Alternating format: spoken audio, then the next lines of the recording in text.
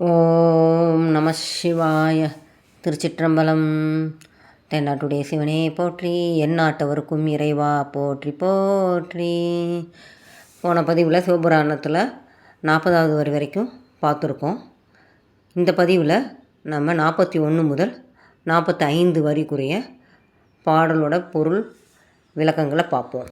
ஆக்கம் அளவு இறுதி இல்லாய் அனைத்துலகும் ஆக்குவாய் காப்பாய் அளிப்பாய் அருள் தருவாய். பொருள்: தோற்றமும் வண்ணமும் முடிவும் இல்லாத நீ அண்டங்களை உண்டு பண்ணுவாய், நிலைத்திருக்க செய்வாய், துடைத்திடுவாய், அதற்கிடையில் ஜீவர்களை உன்மயமாக்குவாய். விளக்கம்: பரமாத்மனிடம் சிருஷ்டி அதாவது தோற்றம், ஸ்ருதி அதாவது வயது, சம்ஹாரம் அழிவு என்னும் வேறுபாடு உண்டாவதில்லை.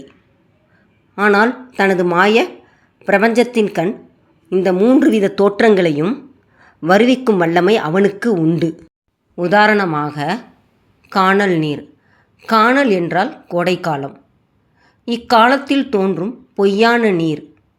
ஆதலால் நடைமுறை பேச்சில் கானல் நீர் என்னும் சொல் பொய்யான நம்பிக்கை அல்லது நிறைவேற்ற முடியாத செயல் என்னும் பொருளில் பயன்படும்.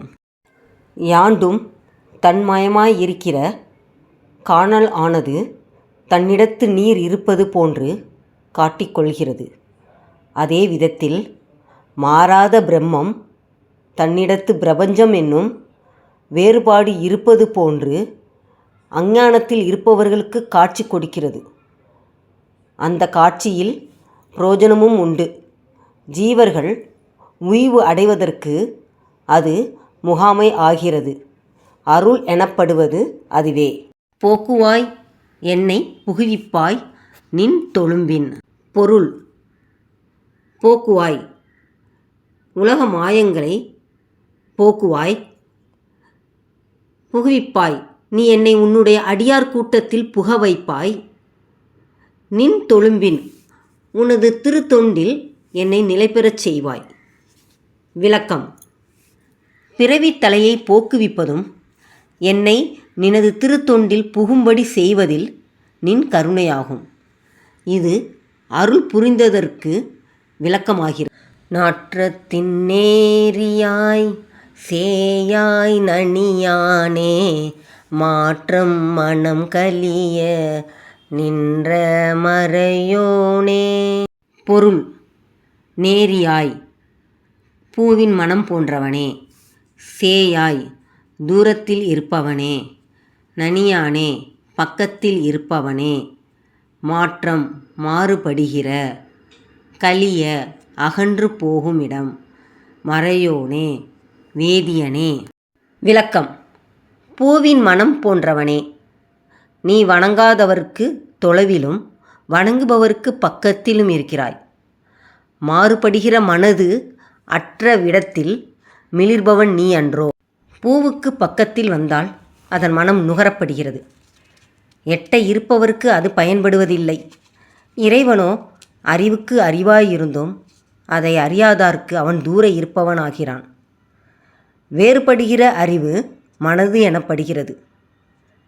அது மாறாது இருக்கும் பொழுது ஆத்மா எனப்படுகிறது.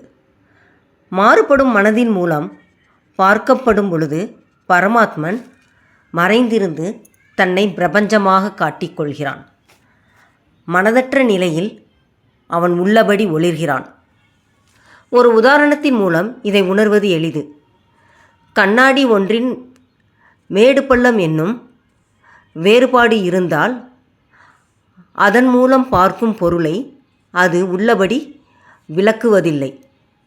தூயதும் ஒப்பமானதுமாகிய கண்ணாடியின் மூலம் பொருள் ஒன்று உள்ளபடி ஒளிர்கிறது. மனோநாசம் ஆத்ம சாதனத்தின் முடிந்த நிலை என்பது விளங்குகிறது. திருச்சிற்றம்பலம்.